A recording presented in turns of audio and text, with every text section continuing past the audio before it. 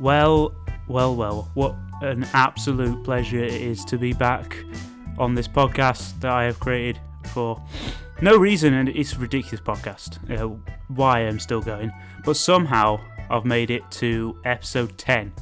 In many people's eyes, that's a landmark. Don't know if it is for you, the viewer or listener. Maybe you're viewing it. I've said that before many times. Maybe one day I'll stick a camera in the wardrobe and you can watch someone just sitting there just saying words into a mic in a weird, dark, little, far too small, especially for this guest we've got this week. Last week was good though. We had Ross, talked a lot about comedy. Give that a listen if you haven't. Follow me and the podcast on Twitter, HGWPod, and do that and spread the word if you want. You don't have to. So without further ado, let's get to this special guest this week. I think it's fair to say that. Not that every guest I've had so far isn't special. I mean, they definitely are. We've got Josh Matthews here. Hello. You have, yeah. So I always ask this straight off the bat. What's the wardrobe like? It's weirdly like a train toilet. Yeah. In its confined sort of, not a lot of spaceness. Yeah. I mean, it was a struggle getting you in there, to be honest. Yes. You basically can't move right now. No, I can't. So we'll see how this goes. How you been keeping, Josh Matthews? I haven't seen you in a while. I have not seen you in a while either. It would have been weird if I hadn't seen you in a while, but you had. Yeah. Like, somehow you'd been keeping up with what I've been doing. And I think you saw me and I hadn't seen you once. Is that true? Yeah, on the train that time. Oh, now that's a good story. Should we kick off with that? Yeah, we can. Well, might as well. We were on a train. Yeah, we were. And I think you were sat like in front of me, or like 2 seats in front of me, but it was one of the facing ones. It was the Pacer carriages. Yeah. So they're like facing each other. Some of the seats. Yeah. I think you were sat on one of them, and I'd not noticed you. Yeah. And then we were both reading. You sort of leant over and went, "Oh, you're all right." And I was like, but the train had been going for like 20 minutes at this point. Yeah. And then and I was like, "Oh, you're all right," and we'd not realised we'd seen each other. Yeah. But there was this woman that thought it was the funniest thing in the world. Yeah. And that's what that was. That's what happened there. No, but that woman was like properly really laughing at that. She was. I don't know why she found it so funny. Thought, those two people were obviously reading and not seeing each other, but knew each other. Now That is funny. Now they're talking. Yeah. Who would have thought in this age they would be like that? Well, comedy is, some people say, the unexpected. So Yeah. that woman didn't expect two people on a train to talk. No, who would have? To her, that was laughable. The idea of Maybe she's got a very simple life, or maybe like really complicated. You know, and it's very bizarre sort of. It's just those very certain things that tickle her. Yeah. Like she sees someone put a bit of rubbish in the recycling, even though it's meant to go in the waste. Yeah, she's like, "Ha! Yeah, what an idiot!" That to her on a train is like, that's what makes that it. On a train is Yeah. she must have lost the it. film Snakes on a Train. She finds marginally more funny. The film Snakes on a Train. Yeah, which is it's a rip-off of Snakes on a Plane. Oh, okay. Yeah. The difference being this one's on a train. Yeah, she finds still snakes though. Yeah, presumably that woman finds it a lot funnier than just snakes in general. Yeah, well, it's a very strange woman, really. A very strange sense of humour. Well, you got to have your thing, I guess. That's hers. Oh, we've speculated on a stranger we'll never see again. Who knows? I don't know. If you're listening, do write in woman on a train. Yeah, woman on a train. She won't know who we are. She won't know what we look like. Well, let alone, I think it'd be a goddamn miracle if she's listening, for one. But, yeah, so that was that story. Yeah, well worth telling. So, yeah, you've got memories. What that woman on a train novel was about. It was that girl on a train. It was based on our short story Woman on a Train. Yeah, Woman on a Train. Account of a woman who was on a train. It was on a train. Yeah. So, right. So that's you got memories apparently. So you can remember that. Yeah, I can remember that. What's your life like at the moment, Josh? That's alright. Yeah. Up to anything? Yeah, not much. I've been doing a few gigs Yeah, in the Manchester. the Manchester area. That's where I've been doing some of the gigs. Those been going well? Yeah, it's alright. Yeah. Just your bog standard sort of comedy nights. You go there and you be funny or you don't. Yeah, Or yeah. it goes really badly and men try and kill you. Oh, Well, that's not happened, but it's not happened yet, but fingers crossed. yeah, You know, fingers crossed that might happen. It'll make for a story. I'll get in the paper. You Yeah, know, exactly. they'll go, let's get tighter security at the Local comedian gets mobbed because he wasn't funny by angry man. by angry man / men. Oh no. We can't tell, we weren't there. No, it's not happened yet. I mean, Right. I might be a proper bastard to this bloke and really For all we know. antagonise him. Yeah. Well, there's that, I guess. Maybe I'm asking for it. Maybe I'm victim blaming myself in the future. Possibly. Are you that unconfident that you wouldn't be a part of the trouble in antagonising this guy into taking you down? I mean, maybe. That's the situation in my head, anyway. I mean, really, what I should probably do is, apologise in advance to the bloke. Because I'm so. If he's listening. Yeah, I mean, the stuff I said about you and bonobos was out of order. Wait, what is bonobo? So, yeah, the sort of subspecies of chimpanzee. Okay, yeah. God, I'm talking some shit. I thought you were talking about Bono. No. Just because there's a podcast, I'm not even going to reference that podcast because it's a great podcast and I don't want it to undermine this. But God, as if I could. Strange subject on this. I know, right? It's already going. I mean, you put someone in a wardrobe, they're going to start talking. Yeah, it's. I mean, really confined spaces. CIA advanced interrogation, isn't it? Is what we do. In a way. Yeah, I mean, I've got these very shiny lights that are very close to my eyes. I mean. So you got Trump talking about his torture methods now. Yeah, and Lee Hurst as well. Yeah, look what I've got right here. Yeah, well. Just put someone in a wardrobe, put some LEDs in there, get talking, and it's all coming out now. I mean, if I knew where some bombs were, I'd tell you. I mean, I'd tell the police first, really, to be honest. Yeah. I wouldn't go damn pound. Now that we're here doing a podcast, like a sort of jokey thing, I've got to bring up the serious subjects of some bombs that might go. Yeah, who knows? So, gigging? Yeah. On an actual serious note. Serious, deadly serious. Blabbering on about nonsense.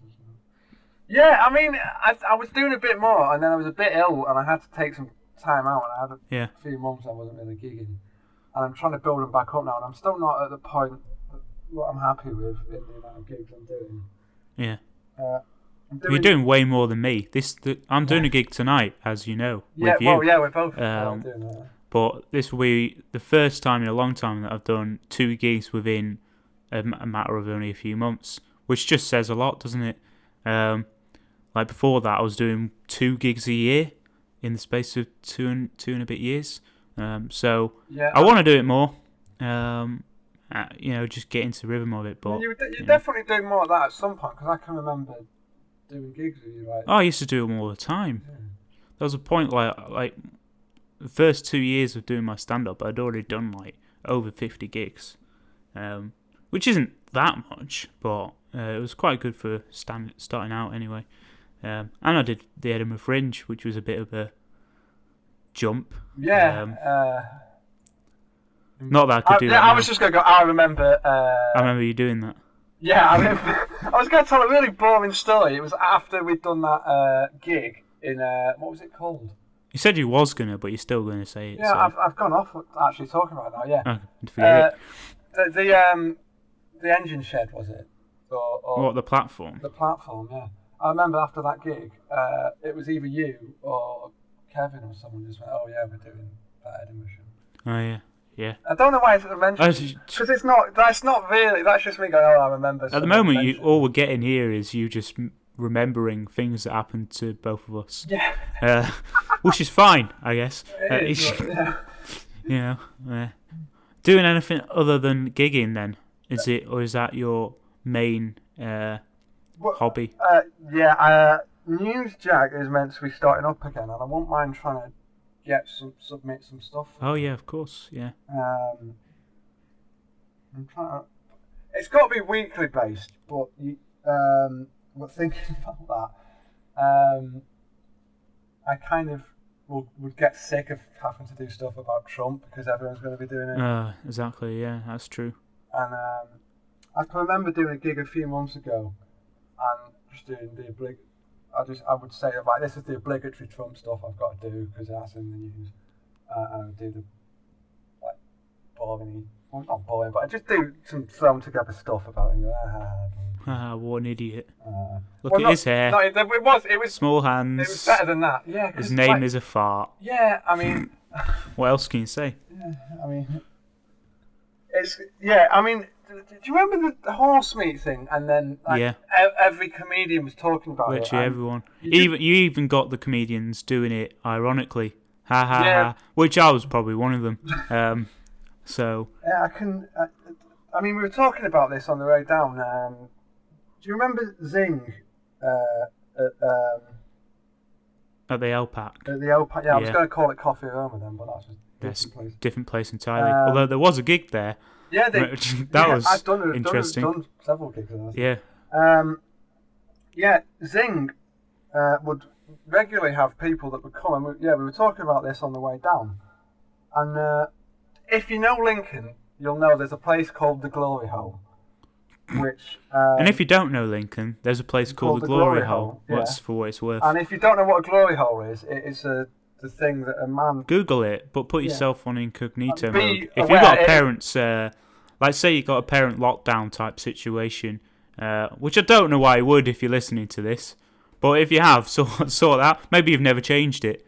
You've just carried on with the same. Maybe you're just a prude and you've put it on yourself. Yeah, you put it on yourself. Oh, I better do it. In which case, I mean, I'm just don't look at glory hole because it does involve fellatio. So. Yeah, in this world of this.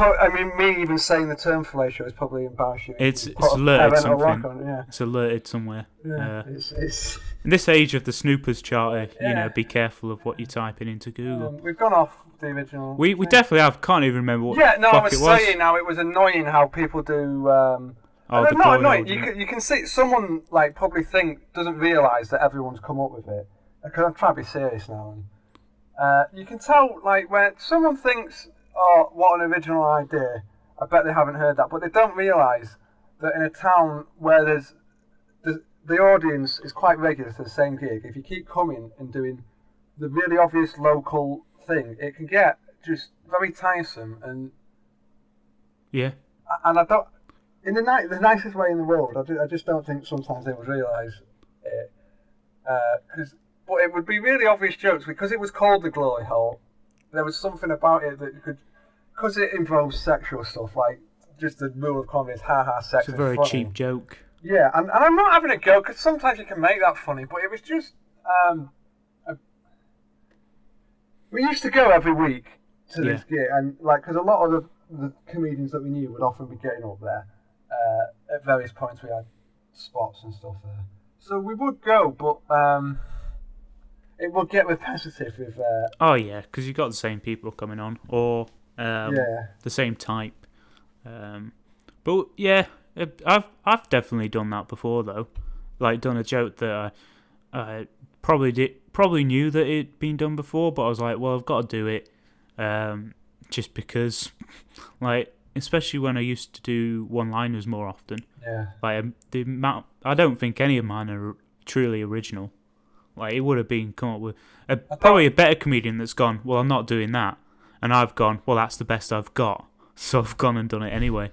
No, I do have a soft spot for I was walking home. Yeah.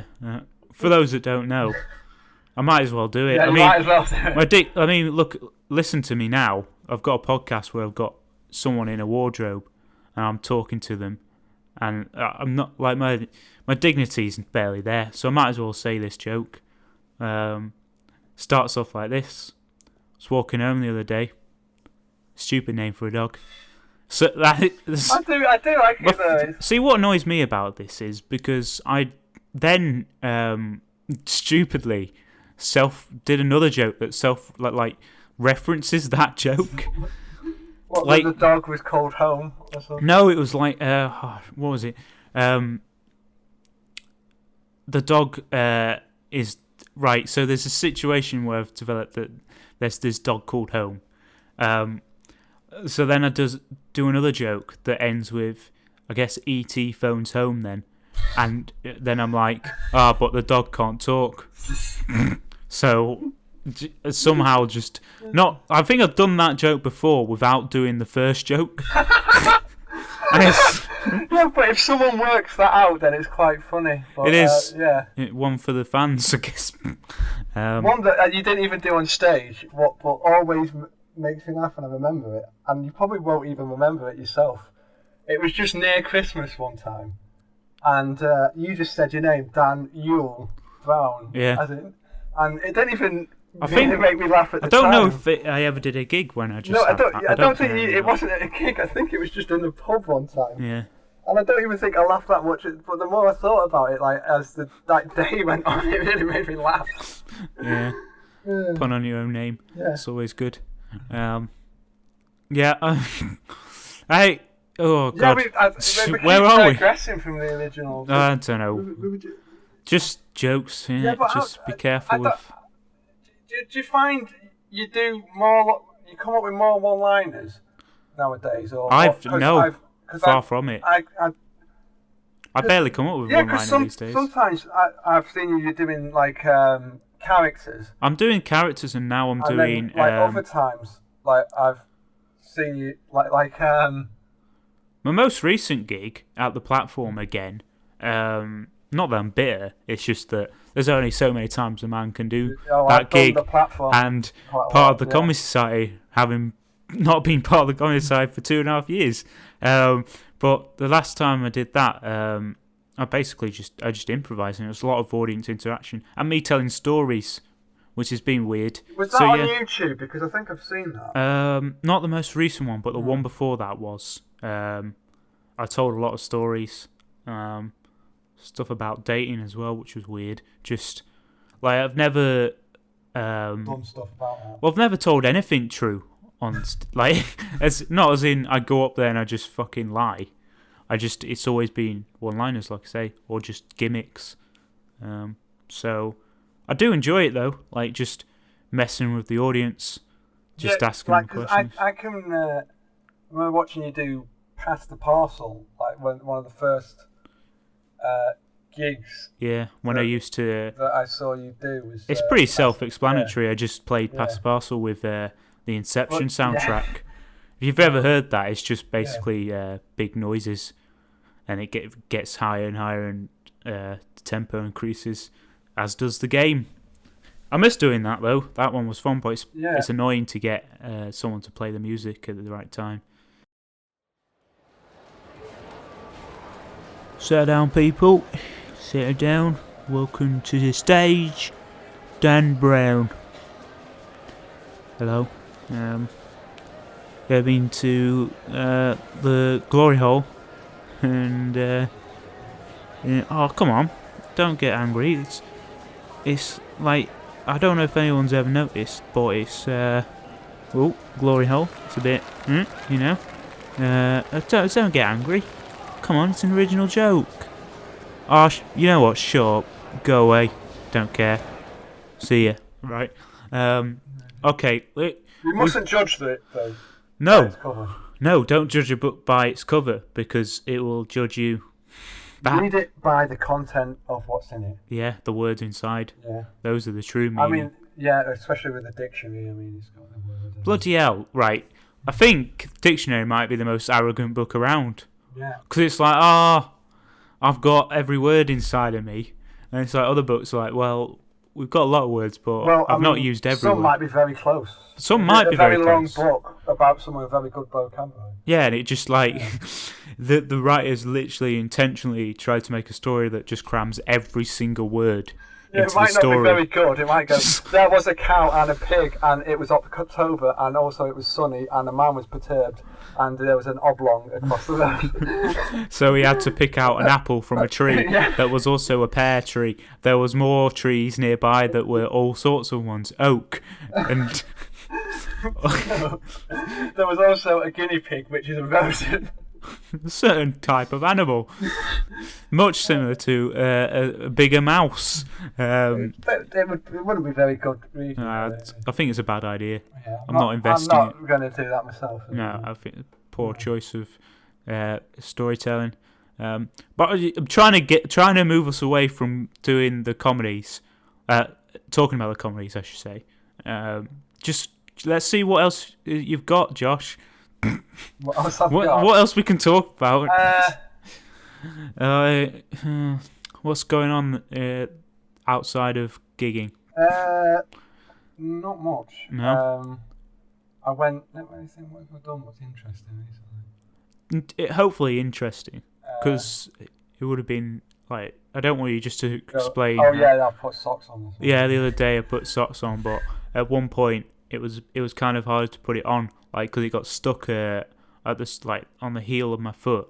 So I had to kind of like try and push it up again. Yeah, so like I needed. Maybe not a story like that. Maybe just got the shoehorn out. So. Oh yeah. Not mad. Yeah, what else is going on? Well, I've been,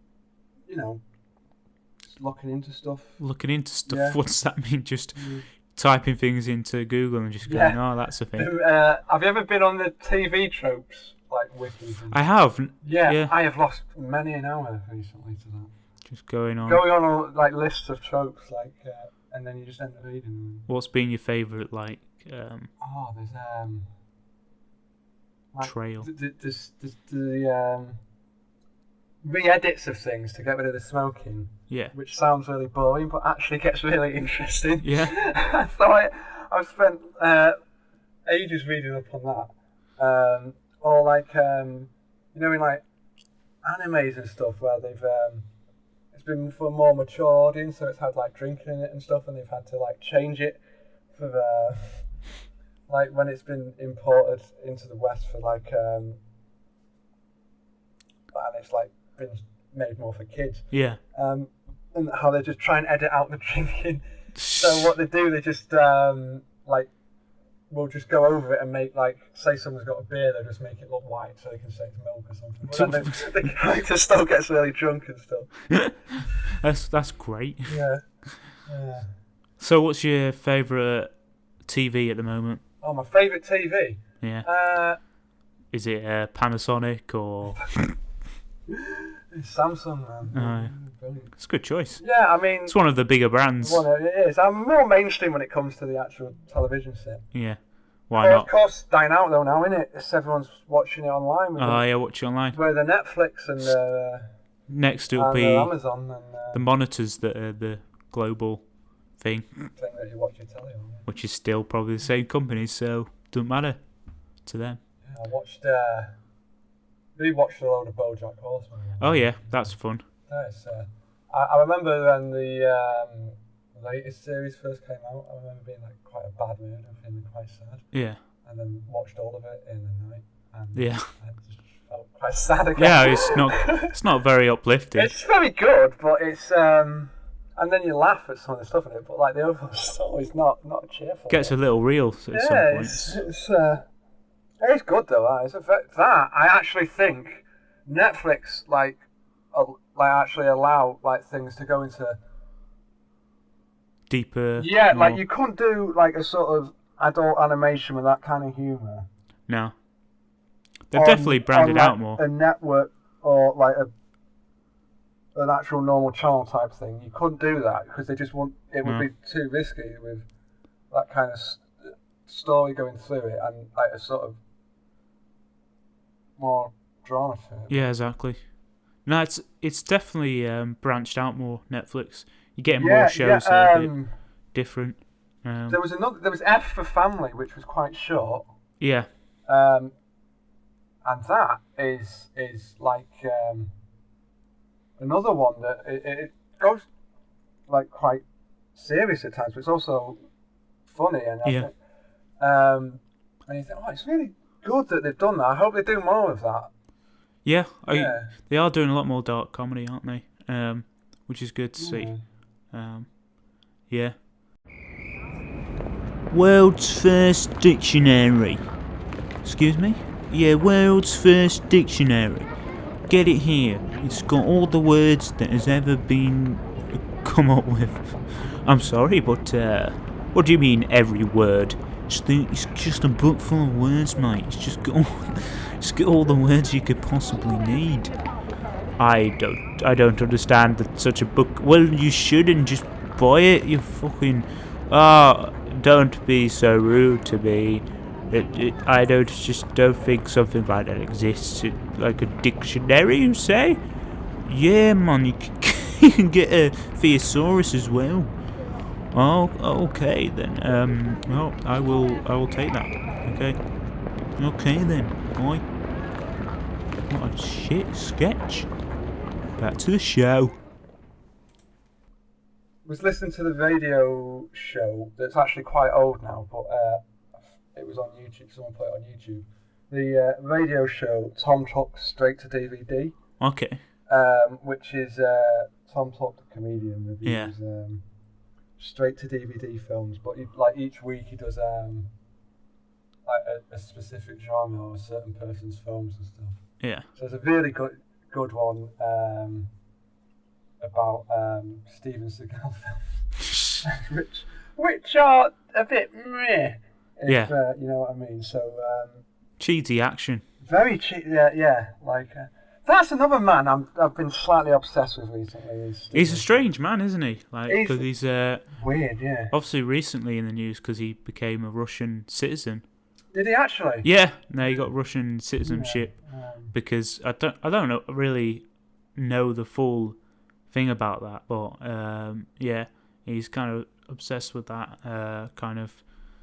Obsessed with Russia. Obviously, it's just a weird. Like he seems to be a weird character. Yeah. And still, apparently he must be like. He's just quite an unpleasant person. I imagine so. Yeah, and there's that famous story about him on a set where he was saying to some guy, "Oh yeah, I bet you can't choke me out," and then someone did and he killed himself. What? I've never heard that. It's online somewhere. There's people that tell the story that have like seen it, so they have a better telling of it. But I really suggest. I'm just seeing this grown man, like this grown action star that's just trying to. Come on then! You cannot. I am Steven Seagal. Yeah, he was being a dick about it before. Come on then. So like the aftermath of like it must have. Yeah. Him slinking away to like deal with. That's a great story. Oh, I'm gonna have to look that up. Yeah, because there's people that tell it a lot better online. Yeah, sure. Oh my god. Yeah, he's a funny man, isn't he? Yeah. He's not even a seagull. Seagull. Oh. I remember once trying to watch Under Siege. Which is one of his like breakthrough films. Yeah. And it has Gary Busey in it, being this crazy sort of Navy guy. Yeah. That is like, because it's all on some battleship. And, of course. Steven Seagal is like the chef, and he cooks meals for the captain. But it turns out it was this Navy SEAL guy that got in trouble for something, and ended up. And then this rock like star type guy turns up. Of course. I think it's Tommy Lee Jones playing it. And he just turns up and he just decides that he was some sort of hippie type guy, but he wanted to nuke the world or something. Okay. So they try and steal this battleship. Yeah. And despite there being like 8 of them and like loads of people on this battleship, they just take it over. It's just like there been loads of people with guns on it and stuff. Just out of nowhere. Yeah, but then and then Steven Seagal has got like falls asleep or gets locked in. What? He just falls. No, I think I think he gets put in a freezer. He doesn't actually freeze, but he does something to annoy someone, so they shut him in a freezer. He doesn't have the capabilities. He's too warm-blooded to be frozen. Oh, he can keep him. He's already cold-blooded. You know? Oh, so he's a cold-blooded killer. You do not mess with. Yeah. So you lock him in a fridge, and that's nothing. Yeah. He'll fucking cook the meat whilst he's in there. What an odd thing to say. It's fine. Yeah, so he's in this thing, and that's when the ship gets took over. Yeah. And then everyone else is like gets put in a room in the ship. Sure. And except for this stripper that was there for some reason, that jumps out of the... Right, but then like the door opens so Steven Seagal can get out. So wait, this is all on a submarine? No, this is on a... like a Navy ship. Yeah. It's on a warship. Okay. So he gets out of the freezer. And then this stripper jumps out of this birthday cake. Because the reason that the Tommy Lee Jones and Guy Busey people were coming was it was someone's birthday. Right. Which it's really weird when you think about it. It's a bit of a stretch. Yeah.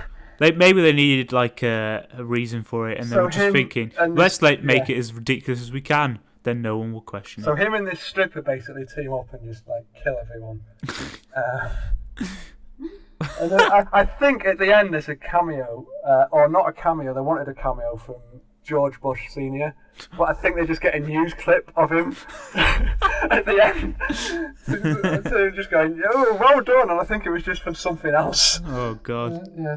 So check his films out because they're very silly. You can laugh along with them. Yeah. I can imagine. Do you remember when we used to watch Bad Film Night? I didn't really attend many of them. No. Were you there for Food Fair? No, I can't remember. Did I ever? I don't think I ever ended up seeing any. I remember maybe it was the original starter of it was when we watched Run for Your Wife. Oh yeah. Yeah, the Danny Dyer like ensemble cast of 80s. Oh, that had would be like, British. It got kind of dodgy because Rolf Harris was in it, wasn't it? Yeah, Rolf Harris was briefly in it. Little tiny cameos from these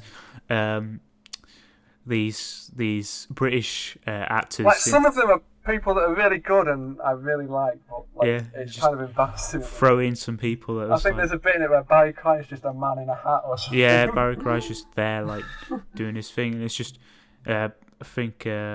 And Neil Morrissey sits on a cake. He sits on a cake. It's that kind of slapstick, Carry On type comedy. And the idea is that Danny Dyer. Remember, this is like post innuendo, so it's like when someone goes, "Ooh, you've got a big sausage," it's like it's not landing that. Yeah, it's just like well. And it's Danny Dyer with two wives. And he's having to go visit both to try and keep up this pretense that he's only got one to each of his, and obviously gets found out. Well, there's an amazing bit, just an absolute amazing bit. He jumps out of a window, lands in like a bush, gets up and steps on like a rake, and it hits him in the face. And it's like, that's incredible. It's like Sideshow Bob did that, and it was better. Absolutely, of course. There's an even better bit, isn't there? Because he's like, I can't remember where he is. I think he's in the hospital. He's in the wheelchair. And someone's got a bit of paper or something that says, like, I don't know what it is. Yeah, like, it's, I can't remember what it was for, but he just grabs it and eats it. He does. Because for a long time, I had that as my cover photo on Facebook, because it was like, just him eating paper. Have you seen that footage of the guy in America who's getting arrested? And the police are searching him, and he's got his handcuff behind his back, and he got into a bank with a note saying, "I'm robbing the bank," and he had it in his pocket, and the police take it out and put it on like the top of the police car while they're searching him, and they've got the camera there, and the guy just eats it. I have not seen that. I think it's on YouTube somewhere. That's incredible. But it's properly chews it and everything. Just gets rid of it. That's the evidence gone. What can you do about it? I've eaten it. Oh, it's tough so luck. strange. Okay, so we're getting towards the end because I'm trying to cut down on the length of these to hopefully make it more concise and interesting and entertaining. So, you got anything you want to say, promote? I mean, it'd be interesting if you promote the gig we've got in a matter of hours. I mean, I will promote that, but I mean, this won't be out in time. But no, if they do it again, check them out. What is it called? They like apparently they've done it as music. Before. It's running under Sad Goblin, which is the music kind of night. So do look at that, because if it goes well, they'll probably be doing it again. Yeah, now they're doing Cheeky Goblin, which is for comedy. The idea is it's like a very DIY alternative type thing, and it's in someone's living room. Yeah. So if you want to go to the gig, you have to message them and find out and all that, and I guess trust them. Go into their living room. Yeah, that's something to end it on. But yeah, check that out. What was the weirdest gig you've done? We can probably get a story out of that to finish the whole thing. The weirdest gig I've ever done? Yeah. I don't... I'm trying to think. Put me on the spot now. Did you do that charity shop one? I did not, but I heard about it. Very, very drunk women in a charity shop. The compare put a dress on at one point. Yeah. Which that's not that weird, but we got told we couldn't do that. But did anyway. Yeah. And it was in a charity shop, and there was very drunk women, and some kid came, and someone we know. It was paid as well, though. Right? I think it was. No, it was for charity.